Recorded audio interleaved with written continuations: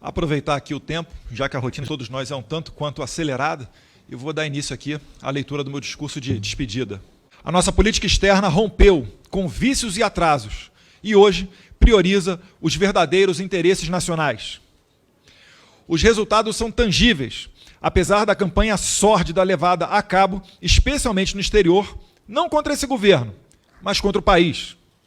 Sim, a imagem do Brasil lá fora tem sido objeto de uma ofensiva perpetrada por aqueles que se autoproclamam democratas, mas que não aceitam a vontade expressada nas urnas em 2018 por quase 60 milhões de brasileiros. Inegavelmente, o Brasil precisou consertar a bússola que nos guiava em prol do projeto modernizador e pragmático de inserção internacional como país autônomo e independente no concerto das nações e dos grandes atores internacionais. Realizei viagens ao Oriente Médio, onde contribuí para o melhoramento substancial de nossas relações, não apenas com Israel, mas também com os países árabes. Exemplo objetivo desse trabalho é o acordo com o Fundo de Investimento Público, o PIF, saudita, para explorar oportunidades no Brasil de investimentos mutuamente benéficos em até 10 bilhões de dólares. Obrigado, Príncipe Mohammed bin Salman. Agora nós temos uma política externa que produz resultados concretos.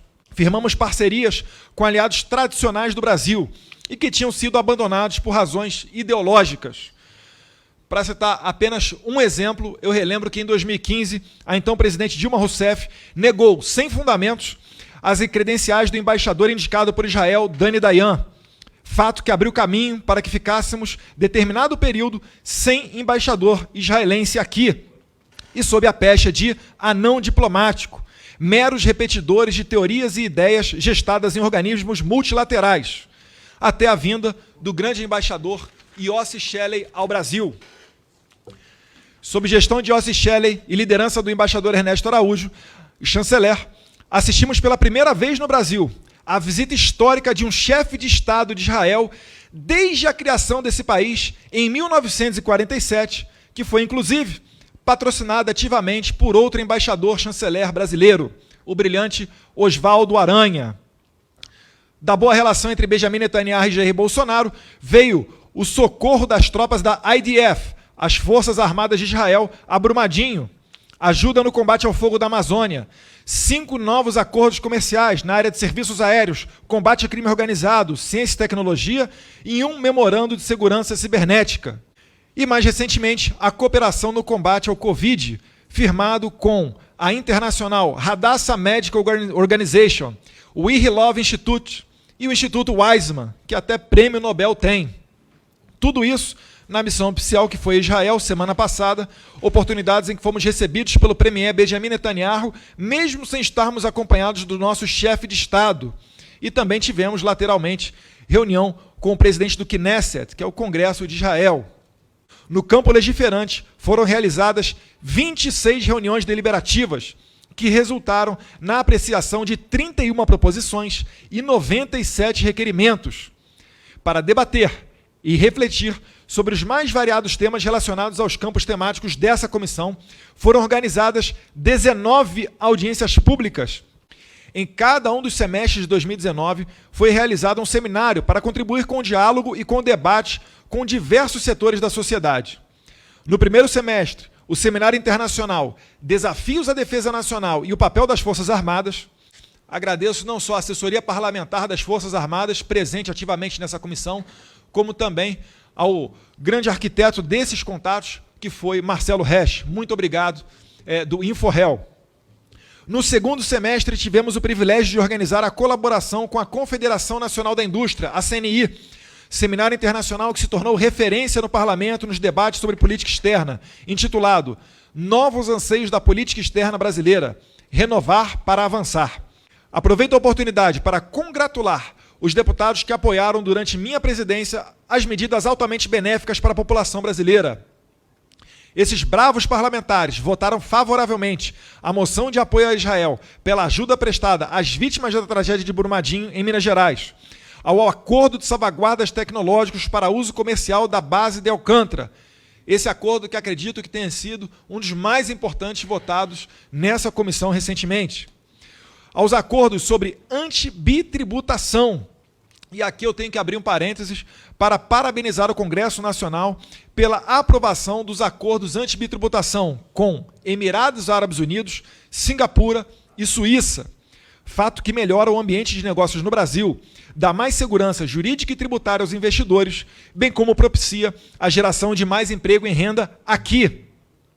Agradeço também aos meus pares nesta comissão, aos acordos de serviços aéreos firmados com diversos países, ao Acordo de Cooperação Brasil-Chile no domínio antártico, aos requerimentos sobre as audiências públicas relativas à OCDE e ao 5G, bem como a bem-sucedida missão oficial de membros dessa comissão a Israel e ao Emirados Árabes Unidos, além de tantas outras matérias de interessante e relevante interesse público.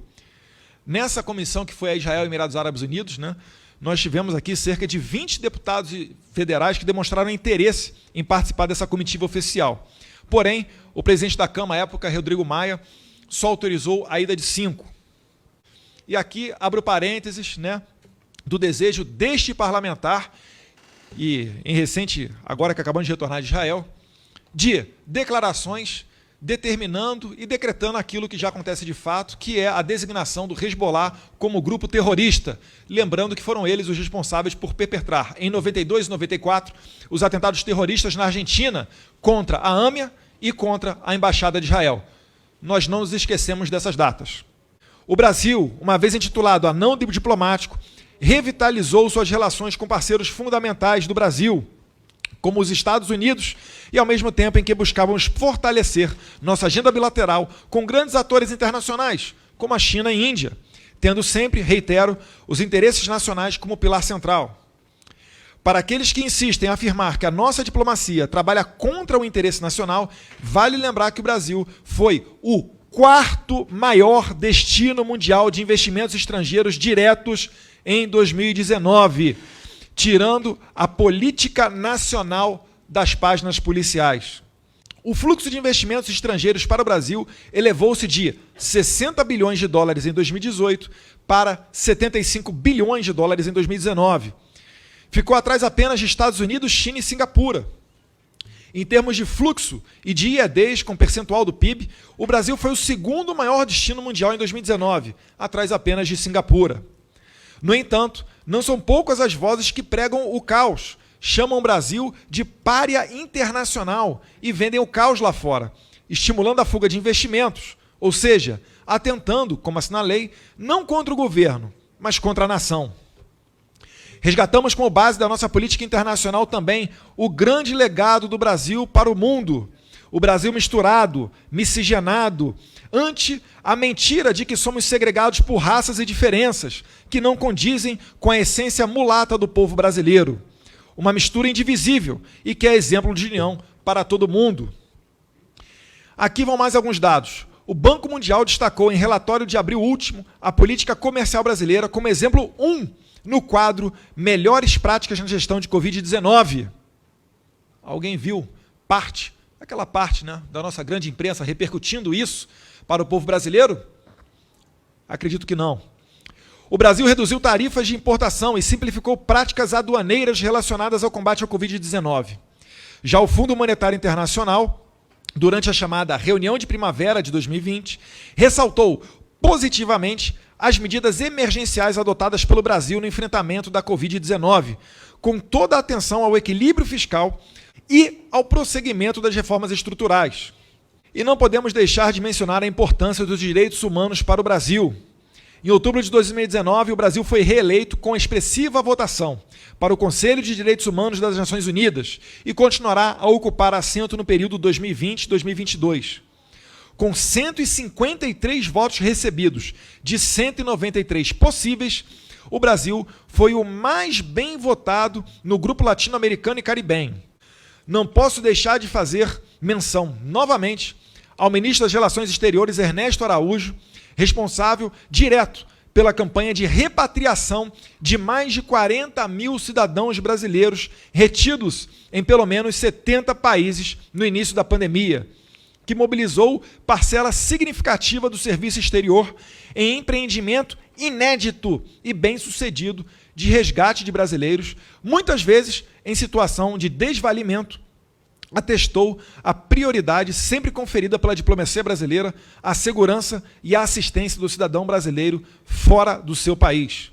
Nesse trabalho aqui, recebi algumas dezenas de embaixadores na Credem, me senti muito prestigiado, né, a busca por informações e um canal estratégico diretamente com a comunidade internacional. E assim sendo, eu gostaria de ler aqui alguns dos embaixadores com os quais eu vi principalmente uma característica, que é a característica da proatividade. Em nome do Bahrein, parabenizo Bader Al-Hulaini, Kuwait, o senhor Nasser Hiden Al-Motairi, da Arábia Saudita, Ali Bahit Ham, de Israel, Yossi Shelley, talvez aqui um dos mais ativos embaixadores e realmente figura central nessa aproximação entre Brasil e Israel. Shalom Yossi, Todarabá. Do Emirados Árabes Unidos, inicialmente, Hafsa Al-Ulama, e agora sucedida pelo superativo também o senhor Saleh Al-Suaid, do secretário da Embaixada, Abdelrahman Abdullah Al-Mazami. Da Hungria, temos Zoltán Svirgrov, nome complicado. E também agradeço a deferência do chanceler da Hungria, Peter Zsatoró, e também do premier Viktor Orbán, que tão bem me receberam quando estive em minha visita pela Hungria, país que para mim é referência em várias áreas. Da Ucrânia, Tronenko, que junto com a embaixadora Fabiana tiveram um papel crucial também para que este presidente da Comissão de Relações Exteriores tivesse melhor ciência das relações referentes à Ucrânia. Da Índia, Suresh Reddy, a quem agradeço pela ativa participação na vinda da vacina de Oxford e outros insumos da Índia que tanto ajudam o povo brasileiro nesse momento de vacinação. Da Venezuela, Maria Tereza Belandria, também figura central quando o assunto é abastecer com informações fidedignas essa presidência. Do Chile, Fernando Schmidt. Da Argentina, inicialmente, o meu amigo Carlos Magarinhos, que hoje desempenha papel junto à exploração de gás em Vaca Muerta, que também vai propiciar ao Brasil economia e acesso a outros tipos de energia. Depois sucedido por Daniel Scioli, um embaixador que tem como característica principal ser um mediador, um pacifista. Da Austrália, Timothy Kane. Do Japão, o senhor Akira Yamada. Dos Estados Unidos, o brilhante Todd Chapman, que também muito ajudou no resgate das relações com os Estados Unidos. Um campo de oportunidades a perder de vista com esse que sempre foi o nosso principal parceiro econômico, exceto nos anos 30, quando o presidente Vargas se aproximou de Hitler e a Alemanha nazista virou o principal parceiro econômico do Brasil, e mais recentemente, a partir de 2019, quando a China se tornou o nosso principal parceiro econômico. Da Coreia do Sul, Lee Jong-wan, e da Colômbia, o embaixador Dário Montoya. Essas foram minhas palavras, meus amigos. Agradeço mais uma vez aos meus pares por toda a ajuda que eu recebi nessa comissão durante o trabalho. Né? De fato, prezado Coronel Armando, é uma posição privilegiada que nós temos aqui, uma posição central, pois daqui sai o cerne da política internacional brasileira.